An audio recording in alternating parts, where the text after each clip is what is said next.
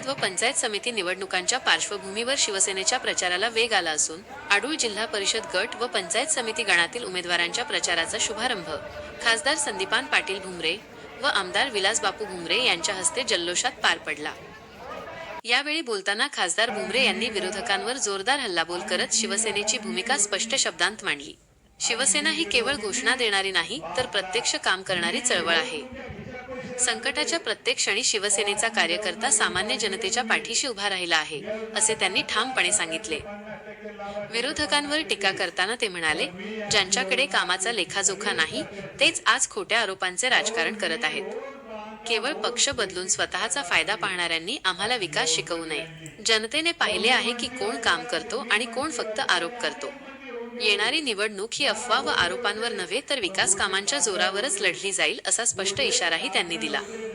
विरोधकांकडे ठोस मुद्दे नसल्याने ते जनतेची दिशाभूल करत असल्याचा आरोप करत खोट्या आश्वासनांना बळी न पडण्याचे आवाहन खासदार भुमरे यांनी मतदारांना केले।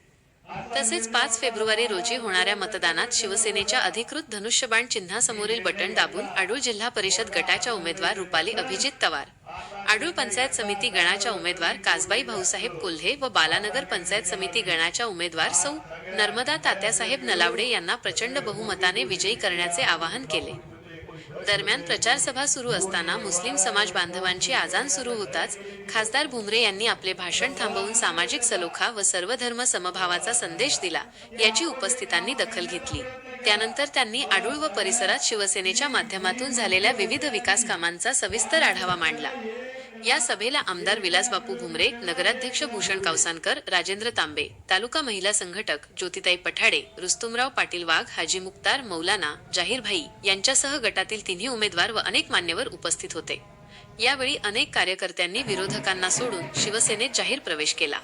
सभेसाठी मोठ्या संख्येने मतदार उपस्थित असल्याने प्रचाराला उत्साहाचे वातावरण दिसून आले। आर्यव्रत न्यूज मराठी करिता प्रतिनिधी अफसर शेख, बालानगर, पैठण।